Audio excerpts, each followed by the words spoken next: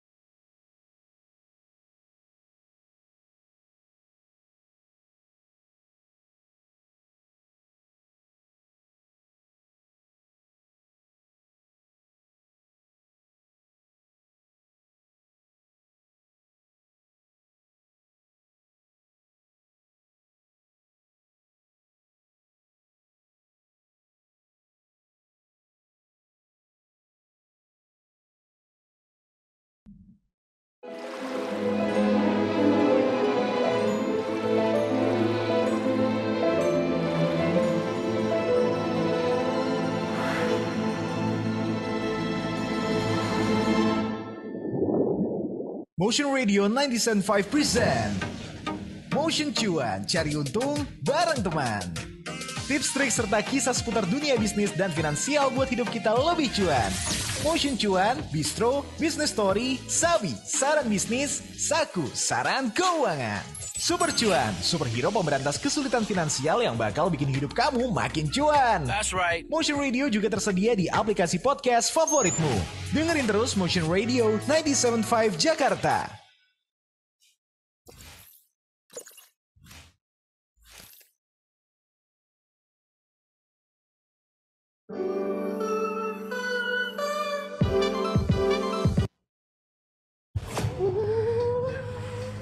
Stop! Daripada minjem duit di pinjol ilegal, ada solusi yang lebih oke. Manti, tinggal daftar, ajukan, dapat duit. Ini Bu, ada paket. Tetangga kita nih belanja online terus. Kok bisa ya? Daripada ngegibah, mending jadi agen mantis. Tinggal daftar, ajukan, dapat duit deh. Itu yang tua ngalah sama yang muda. Yang muda ngalah sama yang tua. Ribet mulu. Daripada jadi beban keluarga, mending jadi agen mantis. Tinggal daftar, ajukan, dapat duit deh.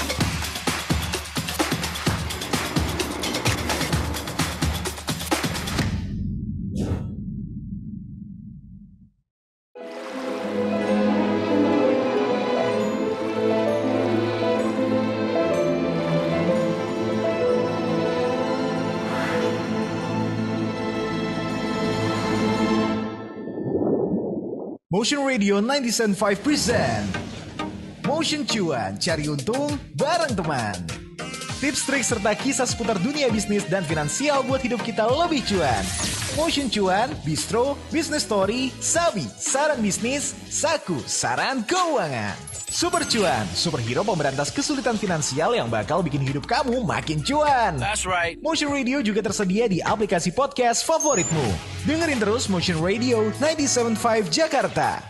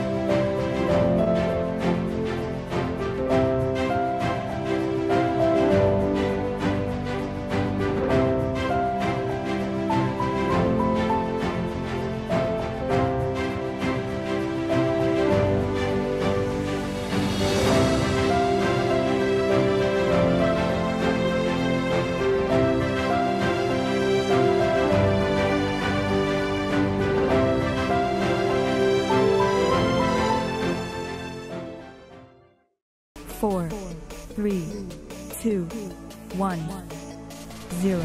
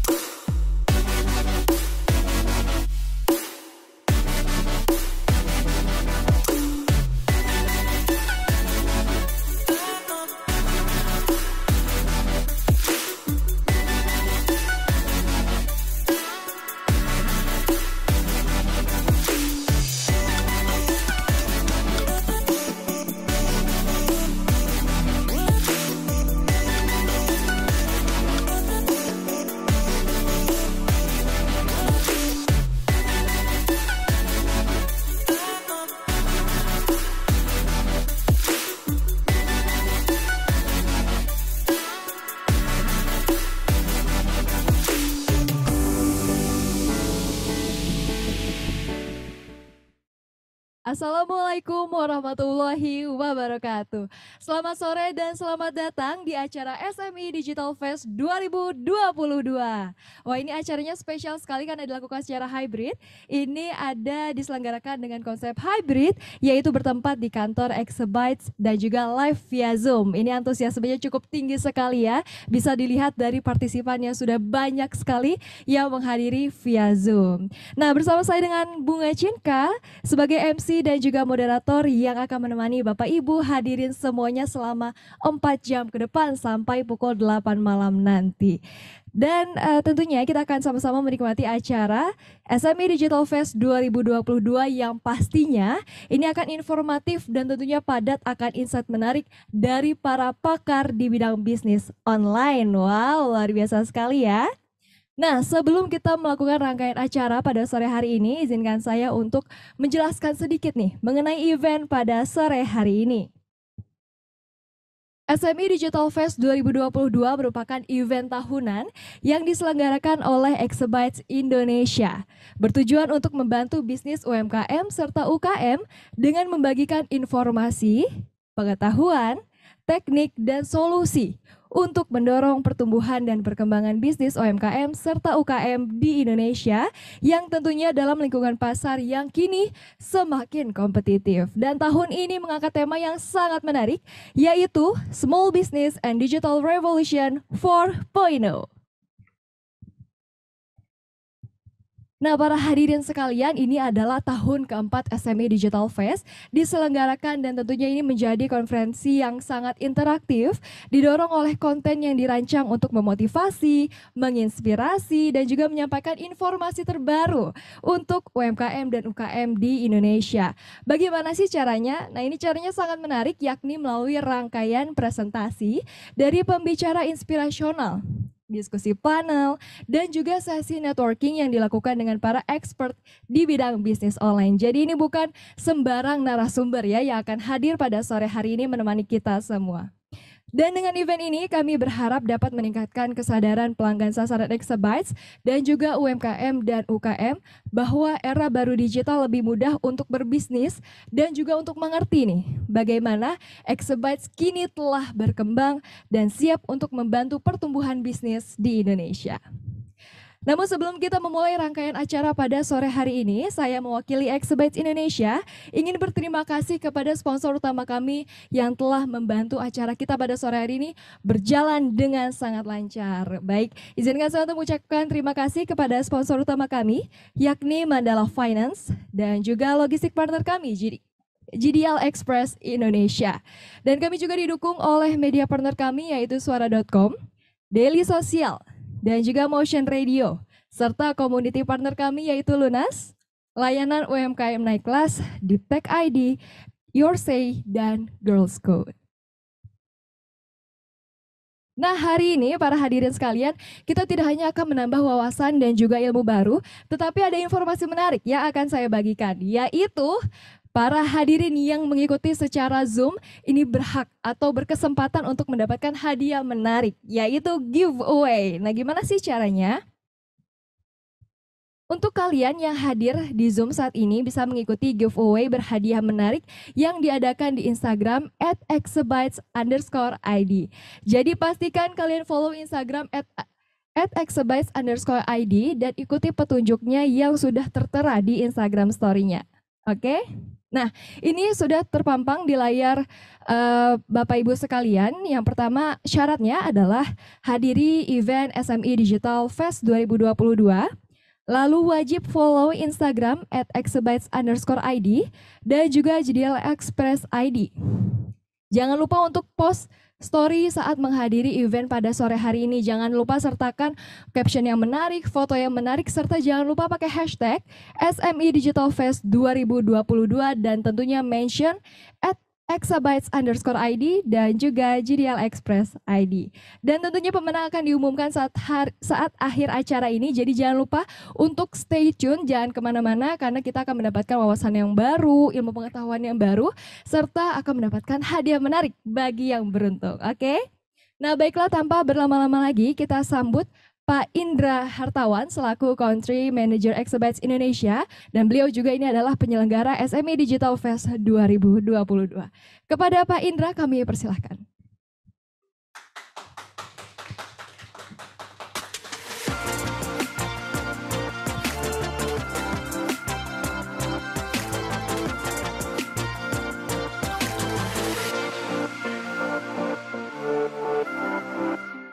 Tes, oke. Assalamualaikum warahmatullahi wabarakatuh. Selamat sore rekan-rekan semua, terutama yang hadir di sini ya di kantor Exabytes ya, dan juga yang ada di Zoom ya, di Zoom yang daring, mengikuti acara secara daring. Oke, yang pertama-tama saya mengucapkan terima kasih kepada kehadiran para pembicara yang hebat ya, yang mau berkontribusi terhadap UMKM ya, SME di Indonesia. Terima kasih kepada sponsor utama kita dari Mandala ya, Mandala Finance, juga ada JDL Express ya. Kemudian para media partners dan community partners yang sudah sukses mau mendukung suksesnya acara ini.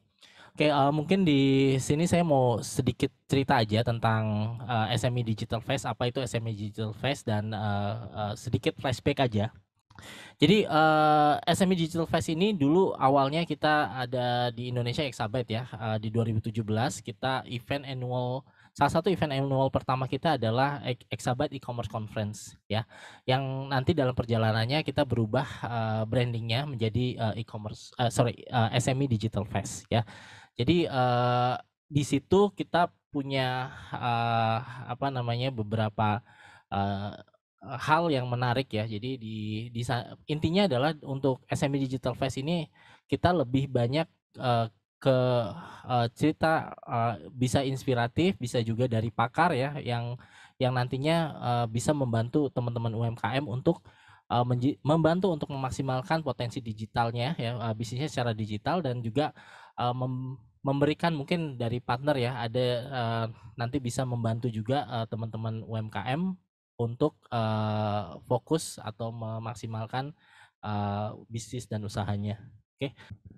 Ya, ini tadi saya cerita. Jadi untuk di Exabyte SME Digital Fest ini ya, di 2021 kemarin ya, kita juga sukses untuk menyelenggarakan kalau nggak salah sekitar 2.000 registrasi, dan di kali ini target audiens kita di 3.000 registrasi ya, dan kita mengusung tema Small Businesses and Digital Revolution 4.0. Kenapa kita selalu ngomongin Revolution 4.0 terus ya? Ya memang kenyataannya adalah sekarang ya, di masa sekarang ini apalagi post pandemi, kita semua sadar ya adanya akselerasi digital yang di-trigger oleh kemarin pandemi di 2019 akhir gitu ya. Dan di situ kita sadar UKM-UKM yang tidak memiliki kemampuan atau literasi digital ya, mereka akan kesulitan untuk terus melanjutkan bisnisnya ya, dan akhirnya mungkin dipaksa berhenti untuk sementara, atau mungkin terburuknya adalah sampai mereka kolaps ya. Nah, ini merupakan pelajaran yang sangat berharga juga buat kita. Saya sebagai pengamat juga ya, dan buat UMKM mungkin yang terdampak juga, ini merupakan pelajaran yang sangat penting yang harus kita akui lah ya. Jadi ada 3 hal di sini yang kita fokuskan di tema UMKM di SME Digital Fest ini. Yang pertama adalah memaksimalkan literasi digital ya, karena kita melihat masih minimnya literasi digital untuk memasarkan bisnis ya secara online. Terus yang kedua juga akses permodalan ya. Nah, ini hal yang penting buat para UMKM untuk merecovery bisnis, karena tanpa adanya akses permodalan yang tepat gitu ya, kadang mereka yang UKM ini ya, bukannya malah recover, malah tambah malah tidak bisa survive gitu kalau mereka tidak memilih partner permodalan yang tepat gitu misalnya. Terus yang terakhir adalah sudah pasti kalau orang jualan ya, pasti barangnya harus dikirim gitu kan. Nah, ini juga untuk logistik ya, partner logistik yang tepat. Mungkin 3 hal itu yang mendasari tema besar dari SME Digital Fest di 2022 ini ya. Terus berikutnya ini ada beberapa insight juga di 2021 ya. Tadi saya bilang sekitar 2.000 registrasi ya, tepatnya 2.436 registrasi di 2021. Audiens kita meliputi ya secara umur ya, termasuk yang sangat variatif. Tapi yang paling penting di sini adalah semenjak pandemi ya, banyak millennials yang ternyata tertarik untuk belajar bisnis, mendigitalkan bisnis ya. Terlihat dari sini juga range paling besar itu di 18 sampai 22 tahun ya umurnya. 18 itu cukup muda sekali ya saya merasa, dan dari mereka juga ternyata sejak masih di bangku kuliah ya atau mahasiswa itu sudah tertarik dengan topik-topik yang kita bawakan di SME Digital Fest ya. Dan untuk mereka secara background ya, kebanyakan dari IT dan education sector ya. Nah, dari 2020, 2021 ini sama-sama daring kita laksanakan, tapi kita lihat kenaikan yang cukup signifikan dari 2020 dan ke 2021. Ya, alasannya saya rasa make sense ya. Waktu itu mungkin masih belum banyak ya event-event webinar yang berkualitas yang mereka bisa ikuti gitu ya sejak pandemi hit, dan kemudian salah satu mungkin faktornya adalah topik-topik yang kita bawakan di tahun lalu itu memang lebih variatif ya, karena kita mencoba memaksimalkan edukasi ya, karena kita tidak bisa invite mereka datang ke acara atau ke venue, tapi gimana caranya Exabyte ya sebagai organizer kita memaksimalkan exposure. Oke, dan dengan adanya hybrid ini harapannya adalah nanti setelah pandemi berlalu terus kita bisa punya peluang untuk bertemu secara fisik, saya ingin mungkin tahun depan ya kita bisa menyatukan UMKM yang benar-benar mereka mau grow gitu ya, untuk networking secara fisik. Nah ini mungkin hal yang akan banyak berdampak buat mereka untuk saling belajar ya. Kalau sekarang mungkin secara daring ada barrier yang kita nggak bisa nggak bisa maksimal di situ. Oke, mungkin itu aja dari saya ya, selaku organizer. Selanjutnya saya kembalikan ke Mbak MC, silakan. Oke, baik. Terima kasih banyak Pak Indra atas speech-nya. Nah, selanjutnya kita akan sama-sama mendengarkan keynote speech dari Ibu Rosa Novitasari. Beliau adalah Kepala Bidang Investasi UKM pada Asdep Pembiayaan dan Investasi UKM, serta Deputi Bidang UKM yang telah bergabung bersama kami melalui Zoom. Kepada Ibu Rosa kami persilahkan.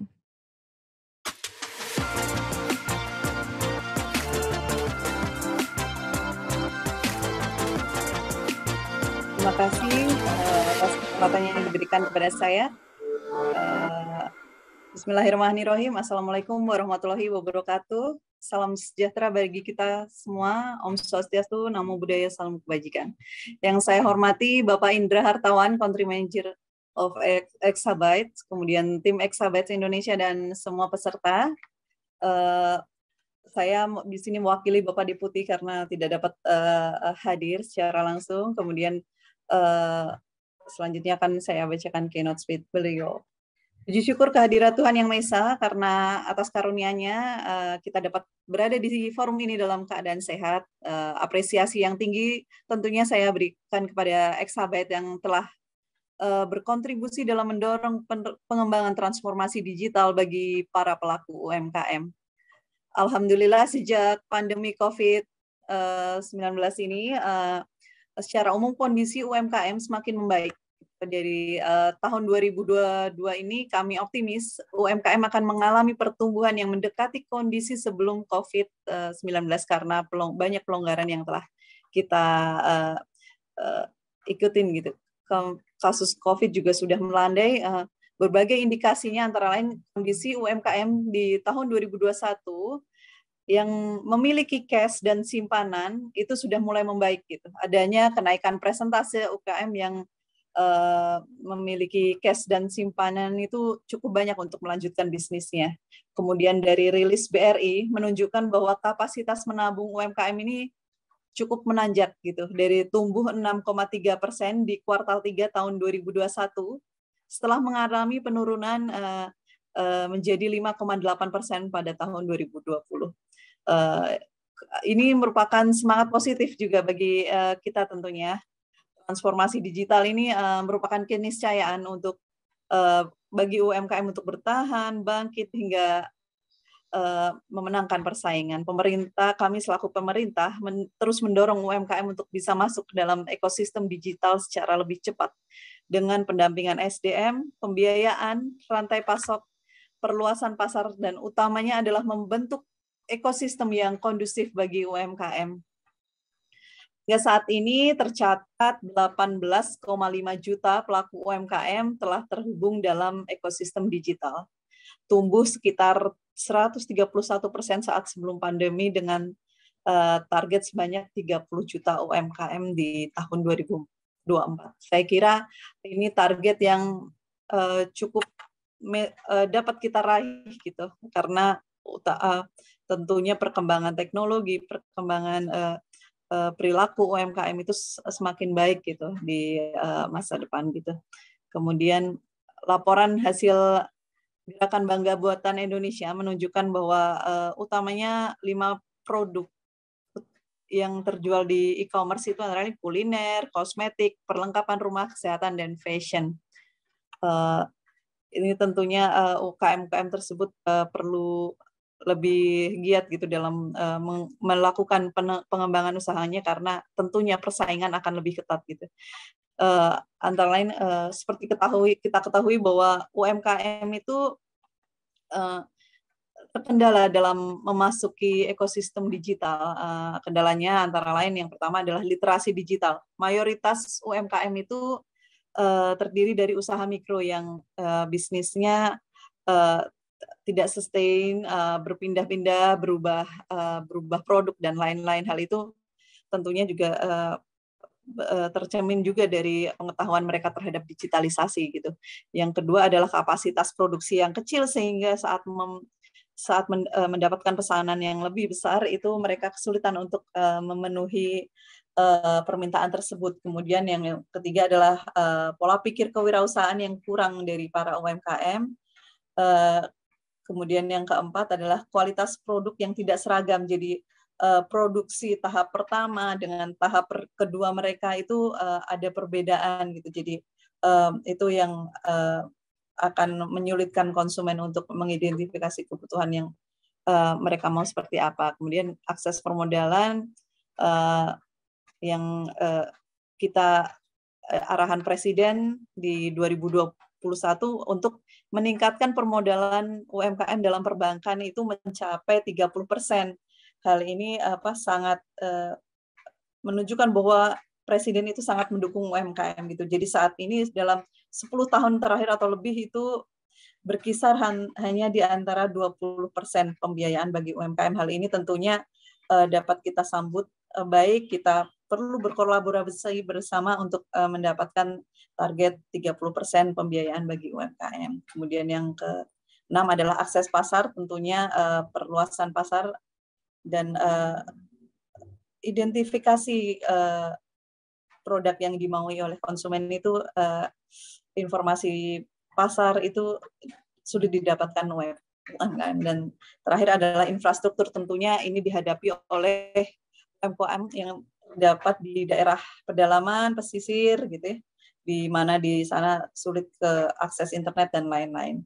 Kemudian UNDP juga mengingatkan bahwa 40% responden UMKM itu labanya kurang dari 20% disebabkan adanya kompetisi yang ketat di dalam platform daring gitu. Jadi PR-nya itu tidak hanya memasukkan si UKM ke dalam platform daring, tapi bagaimana meningkatkan kemampuan UMKM itu dalam menarik para konsumennya gitu. Jadi ada persaingan ketat di dalam platform daring tersebut. Kemudian transformasi digital itu tentunya tidak hanya masuk dalam platform digital, tapi juga ikhtiar holistik yang membangun ekosistem bisnis ini dari hulu ke hilir. Jadi dari mulai proses perencanaan hingga pelaksanaan bahan baku dan sampai ke perluasan pasarnya itu harus adaptif terhadap teknologi tentunya. Kemudian kita berharap potensi ekonomi digital yang mencapai 4.531 triliun di tahun 2030 itu dapat dimanfaatkan sepenuhnya oleh para pelaku UMKM dan masyarakat. Kami juga di pemerintah juga mendorong saat ini adalah belanja barang dan jasa pemerintah terhadap produk UMKM. Target tahun ini adalah 400 triliun.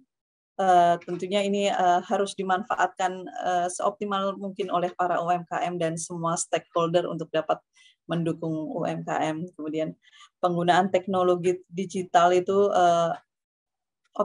yang optimal itu dapat membantu UMKM dalam menjangkau basis konsumen yang lebih besar dan luas sehingga dapat meningkatkan pendapatan, memudahkan monitoring aktivitas usahanya dan menurunkan biayanya, misalnya biaya pemasaran, logistik, dan pengirimannya. Kemudian oleh karena itu sih kita sangat berharap kepada Exabyte dapat turut berperan aktif dalam memberikan pendampingan kepada UMKM dalam sarana dan prasarana tentunya, sehingga UMKM di masa depan itu akan reaktif inovatif dan adaptif terhadap teknologi.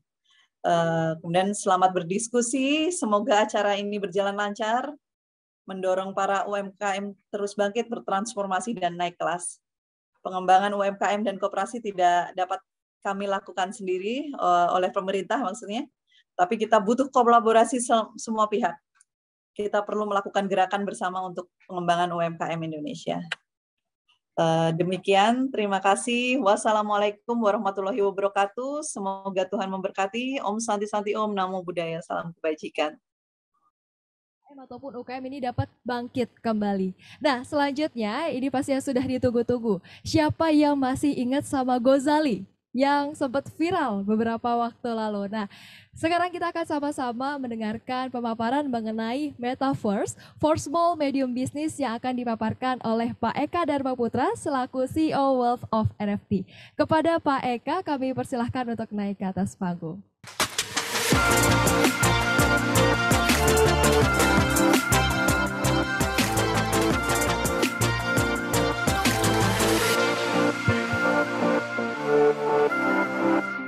Pak Eka adalah seorang entrepreneur teknologi dengan lebih dari 12 tahun pengalaman di industri teknologi, khususnya di e-commerce dan online travel agent yang merupakan Web 2 atau internet generasi kedua, dan sejak tahun 2020 beliau bereksplorasi di internet generasi ketiga yaitu Web 3 dengan spesifikasi khusus Metaverse. Saat ini beliau menjabat sebagai founder sekaligus CEO of Wealth of NFT. What adalah perusahaan agensi Web3 atau jasa pembuatan internet generasi ketiga. Metaverse ini tentunya banyak diadopsi oleh perusahaan yang memiliki pendanaan besar, brand ternama, dan pemerintah karena biayanya pembuatan yang cukup tinggi. Namun, bagaimana penggunaan Metaverse untuk usaha kecil dan menengah, dan bagaimana UMKM mampu untuk bertransisi dari Web3 Web 2 ke Web 3 untuk meningkatkan branding dan sales dari bisnisnya. Nah, untuk mengetahui hal tersebut langsung saja kami persilahkan Pak Eka Dharma Putra. Selamat sore hadirin semua, baik yang hadir di sini dan di online ya. Terima kasih untuk Exabyte, terima kasih untuk Pak Indra dan tim, di mana memfasilitasi UMKM untuk mampu berdiskusi serta berakselerasi dan berinovasi. Hari ini kita akan ngomongin mengenai Metaverse. Kalau tadi dari Kemenkop udah menyentuh banyak operational things yang UMKM butuhkan, Metaverse ini mungkin lebih banyak mengenai branding ya dan marketing. Nah, mungkin kita bisa lihat apa sih sebetulnya Metaverse itu dan bagaimana UMKM mampu mengaplikasikan tool baru ini, gitu ya. Oke. Ada banyak arti ya dari Metaverse kalau kita browsing, kalau kita YouTube dan sebagainya. Tapi dalam konteks UMKM mungkin bisa kita artikan bahwa bagaimana kita menyatukan dunia fisikal kita saat ini dan dibawa ke dalam digital sehingga mampu membawa sebuah value yang mampu untuk menciptakan satu perubahan bagaimana kita bertransaksi, bagaimana kita berkomunikasi, dan bagaimana produk dan service itu delivered ya, dikirimkan. Nah, perubahan-perubahan ini tentunya nggak bisa terelakkan dan ke depan tentu akan ada perubahan bagaimana bisnis itu berjalan. Tapi sebelum kita bahas lebih lanjut, mungkin kita lihat beberapa sampel Metaverse di mana brand-brand besar sudah lakukan gitu ya, supaya nanti kebayang presentasi selanjutnya. Oke, kita langsung aja. Oke, ini harusnya ada suaranya. Ini campaign dari Absolute ya, jadi mereka buat campaign, ini bentuk Metaverse untuk campaign. Yang kedua adalah ya, ini dari Gucci. Ini juga harusnya ada suaranya. Jadi di mana orang bisa shopping di toko online-nya mereka, bisa add to cart di dalam. Selanjutnya adalah Pull&Bear ya. Ini untuk display, gitu, digital display. ini fashion show gitu. Jadi mungkin kalau yang untuk menjangkau partisipan dari luar kota, luar negeri yang mau melihat bagaimana koleksi-koleksi para fashion designer itu bisa lewat metaverse gitu. Jadi mereka bisa hadir.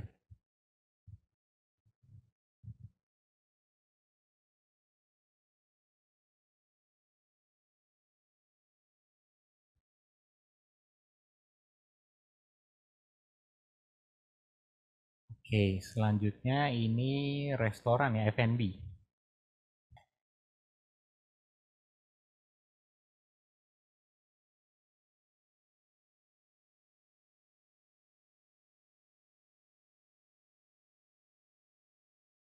Ini selanjutnya yang tiketnya kemarin kehabisan mungkin yang akan datang ke Indonesia, Justin Bieber, gimana di real life-nya dia pakai haptic suit untuk memperagakan semua gerakan-gerakannya, gitu. Nah, dari sini kita bisa ambil opportunity apa di metaverse ini ya. Jadi menurut Bloomberg, metaverse itu akan mencapai total addressable market sekitar 800 miliar dolar di 2024. Dan menurut Morgan Stanley 10%-nya itu akan ada di luxury goods. Gitu. Jadi 90% tentu UMKM ya, karena bukan cuma brand-brand besar aja yang akan masuk ke metaverse. NFT growth di 2021 itu Q3 itu 10 miliar dolar dan juga Meta-commerce di 2021 brand-brand yang sudah adopt metaverse itu total transaksinya adalah 50 miliar dolar gitu. Nah, selanjutnya terus kita bisa cuan dari mana nih sebagai UMKM gitu kan? Yang pertama ada product placement atau ads. Jadi metaverse-nya didesain seapik mungkin, di mana orang akan berdatangan dan community berjalan. Di situ brand bisa taruh placement di tempat itu, gitu. Bisa taruh ads di situ. Tentu yang tadi seperti Gucci ya, ada e-commerce atau digital product, event dan concert seperti Justin Bieber, ada service atau agency yang akan muncul ya seperti kita, gamification, play to earn biasanya, hardware ya tentu akan ada hardware lain, di mana sekarang mungkin lebih banyak Oculus yang diproduksi oleh Meta atau Facebook ya. Nanti mungkin ke depan device-device tersebut akan lebih murah, lebih terjangkau, mungkin ada anak bangsa yang bikin, dan service seperti yang Exabytes tawarkan seperti domain dan hosting itu akan tetap berjalan. Selanjutnya bagaimana sebuah bisnis itu bisa mengadopsi metaverse. Yang pertama kita siapkan dulu interface-nya atau teknologinya ya. Yang kedua kita harus tahu nih market segment kita siapa, identify, gendernya apa, umur berapa yang kita serve gitu. Jadi sesuai konten di dalamnya itu bisa sesuai dengan pengunjung yang akan datang. Ya konten ya, engaging konten, lalu virtual asset. Kita gimana caranya monetize apa yang kita punya, metaverse yang sudah dibuat gitu. Melalui digital asset mungkin atau paid service dan sebagainya. Nah, virtual asset kita bisa lihat di sini ya, jenis-jenisnya. Kalau ngomongin metaverse nggak bisa jauh-jauh dari NFT karena NFT itu digital product. Jadi ibaratnya itu kalau kita ke sentra ponsel atau sentra mobil, toko-tokonya itu metaverse-nya. Nah, barang-barang yang dijual itu NFT-nya. Ada produk merek Samsung, Apple, dan sebagainya. Itu NFT-nya jadi. Kira-kira gitu ya. NFT itu bisa berupa physical asset yang direpresentasikan ke dalam, orang bilangnya JPEG ya, jualan JPEG jadi kaya gitu sekarang ya. Kayak tadi waktu di toko Gucci dia kan ngambil gambar aja, gambar tas, tapi ternyata di check out dan dikirimkan ke orangnya gitu. metaverse land atau building yang udah banyak kita tahu, ada Decentraland atau Sandbox. Jadi mereka bisa beli sebidang tanah terus bangun bangunan di situ. Atau nanti seperti kita, nanti kita akan issue NFT untuk setiap metaverse yang dipesan. Jadi istilah kata itu NFT-nya itu AJB ya, kalau tanah ya. Bangunannya itu ada di situ gitu. Digital artwork tentu ini seniman biasanya yang buat ya. Animated clip, video juga bisa, virtual fashion seperti yang tadi kita lihat. Sorry bukan tes, ini teks ya. Jadi ini NFT-nya kayak kemarin itu foundernya Twitter. Lalu ada memes, avatar, item-item dari games dan juga trading card, domain juga, domain-domain yang unik mungkin ya. Terus tiket atau membership. Selanjutnya, nah pengusaha atau bisnis itu kan selalu mengeksplorasi bagaimana produknya itu dapat dijangkau, bagaimana produknya itu dapat dirasakan lebih banyak orang gitu ya. Makanya di metaverse juga ada yang namanya sensory components gitu. Ini hal-hal penting yang harus ada di dalam metaverse. Jadi misalnya immersive, ya. 3D environment yang mampu memuaskan mata kita gitu kan, karena sensori itu kan berhubungan dengan panca indera. Interaktif, jadi misalnya kalau dia berbenturan dengan orang, ada device-nya yang bergetar, mouse-nya atau headset-nya gitu kan, atau ada VR headset-nya. Klik touch itu misalnya bisa buka pintu atau bisa kayak ada sensorinya lah gitu, pas-pas dirasakan. Sosial tentu karena kita butuh interaksi ya. Itu kan poin dari Web3 adalah interactivity dan sosial gitu. Jadi ada avatar, ada live share. Terus kenapa nih bisnis itu harus coba bereksplorasi di metaverse saat ini gitu. Karena metaverse saat ini sekarang masih early stage ya. Jadi penggunaannya belum secara besar-besaran. Nah, justru karena di early stage ini brand-brand yang udah masuk di dalam metaverse itu mampu memiliki agile atau adaptasi yang tinggi, di mana nanti mungkin di depan semua akan tergantikan oleh 3D gitu.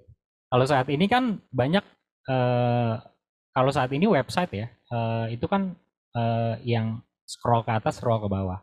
Kenapa brand-brand besar, misalnya contoh Samsung, udah punya website tapi punya metaverse. Jadi mungkin ke depan mereka akan bermigrasi gitu ke sana.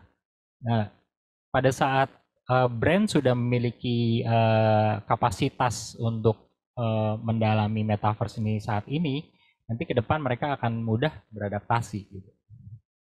Nah, terus apa yang diharapkan gitu ketika sebuah brand itu masuk ke metaverse? Gitu. Yang pertama adalah kalau dilihat dari data-data brand-brand yang sudah masuk ke metaverse, jadi ada 1,5 kali peningkatan dari order gitu ya terhadap e-commerce-nya mereka. Lalu 3 kali reach wider audience, atau karena kan mereka mau tahu gitu kan apa sih dalamnya gitu, ada apa di dalam. Walaupun beli nggak beli, yang penting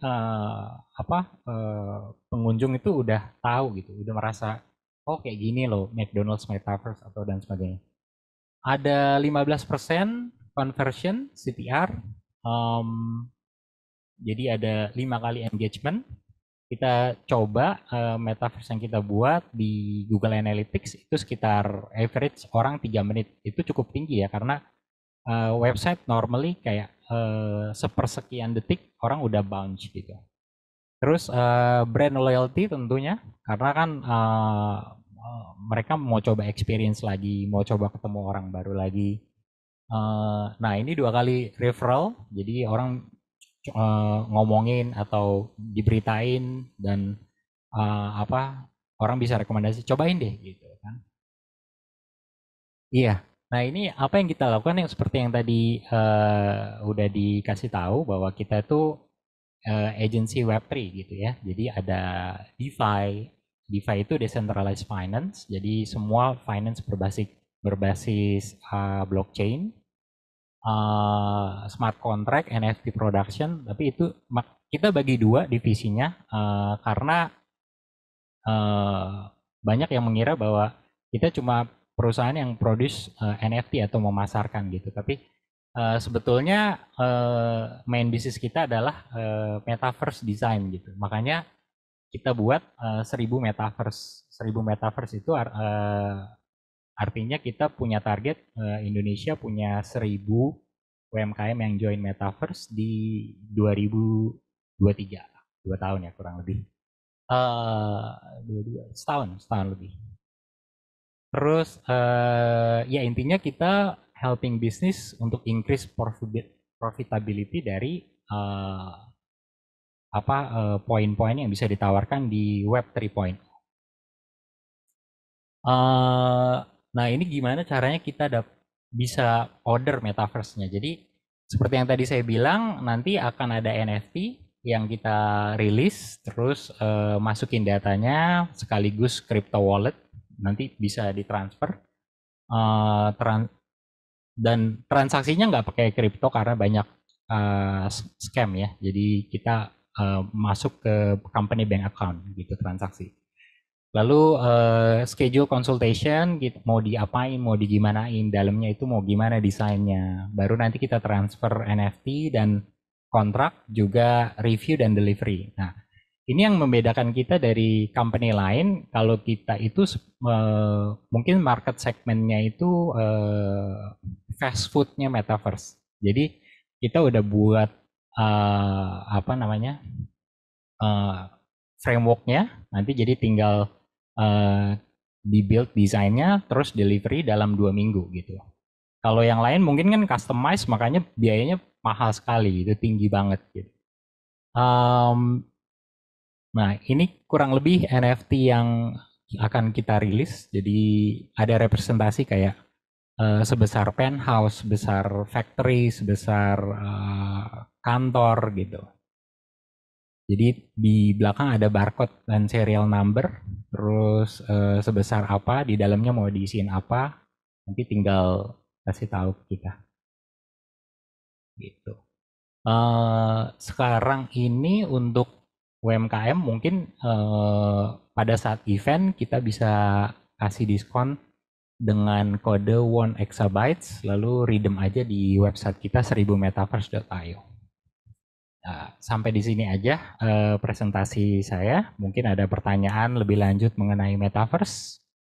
Nah, Pak Eka, ini ada pertanyaan dari Zoom, dari para partisipan kita di Zoom. Yang pertama ada dari Febrizal Ramadan. Pertanyaannya adalah, selamat sore, izin bertanya Pak, untuk menghadapi metaverse, kedepannya opportunity dalam bidang pekerjaan baru atau yang paling potensial dalam dunia IT adalah bidang IT apa yang harus dipelajari atau didalami?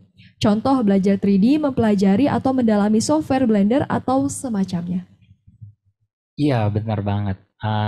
Yang pertama itu kita harus mendalami blockchain, lebih spesifik Solidity Developer namanya. Terus yang kedua 3D kalau dari segi desain, ya itu yang tadi disebutin itu udah benar banget. Blender dan Unreal Engine kita pakai, ada juga Sketch dan banyak deh. Jadi yang paling penting untuk didalami kalau menurut Pak Eka ini yang mana nih Pak? Kalau dari developer bisa pelajari smart contract dan Solidity Developer. Kalau desain bisa pelajari Blender sama Unreal Engine. Oke baik, nah ini semoga menjawab ya. Nah pertanyaan yang kedua ada dari Bernard Amalo. Pertanyaannya adalah, dalam dunia virtual ada hal yang belum bisa terakomodir, yaitu pengecap atau perasa, peraba, dan penciuman. Apa solusinya? Iya, benar banget. Itu kita harus deskripsikan secara lengkap gitu ya.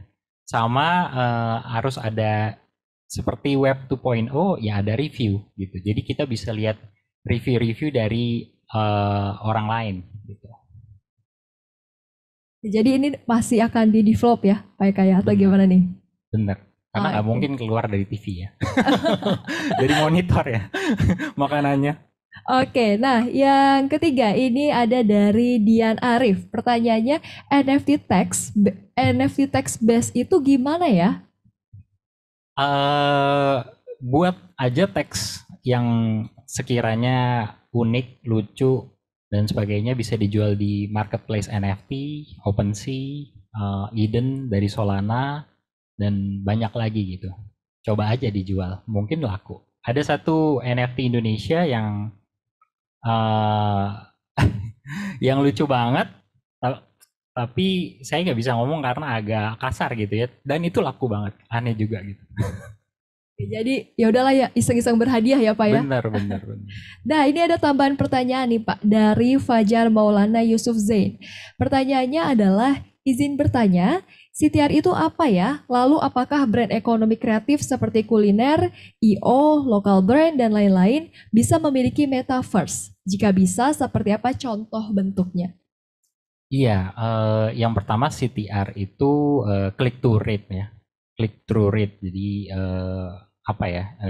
kita menyajikan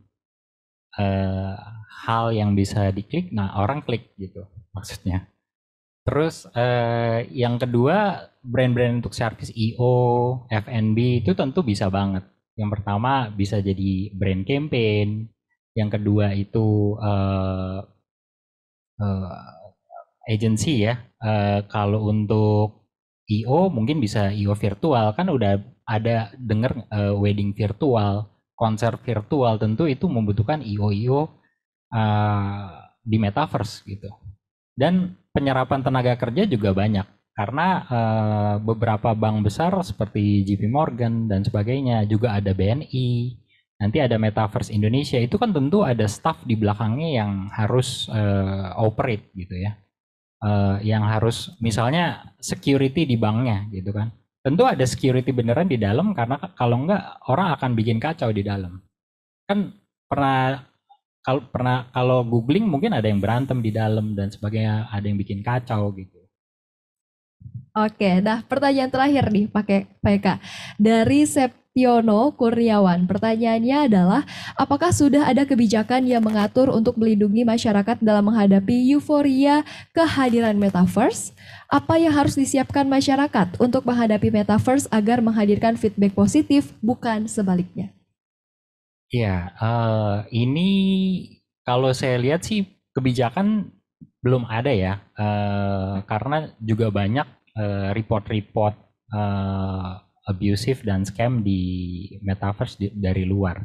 Tapi yang pasti sih inovasi pasti mendahului policy gitu ya. Di mana-mana dulu kalau ada transportasi online-nya muncul duluan, baru aturannya di belakang menyusul gitu. Untuk skema menghadapi positif ya tadi ya. Ya, agar kehadiran metaverse ini memberikan feedback yang positif, bukan sebaliknya. Jadi kalau di Indonesia itu metaverse itu identik dengan VR device ya. Makanya orang tuh agak skeptis karena apa? Penetrasi VR device di Indonesia itu agak kurang karena harganya yang cukup mahal sekarang kan $500 gitu. Nah, ketimbang orang beli VR device, kalau disuruh pilih mendingan orang beli mobile phone yang harga 2-3 juta gitu kan, karena lebih fungsional gitu. Nah, makanya metaverse yang kita buat itu bisa diakses di multi platform, baik itu dari mobile ataupun dari website gitu, web based. Dari situ mungkin bisa di-experience gimana metaverse itu berjalan gitu. Baru nanti kasih feedback gitu mungkin. Oke, baik. Terima kasih banyak Pak Eka atas waktunya, atas ilmu-ilmu barunya nih. Namun berkenan untuk berdiri dan Pak Indra berkenan untuk maju ke atas stage untuk memberikan piagam, sertifikat.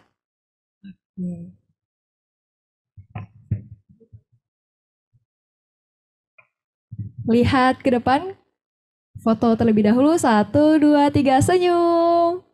Oke, sekali lagi senyum. Awas, nanti blur lagi jangan-jangan. Enggak ya? Aman ya? Oke. Baik, terima kasih banyak Pak Eka. Silakan kembali ke tempat duduk.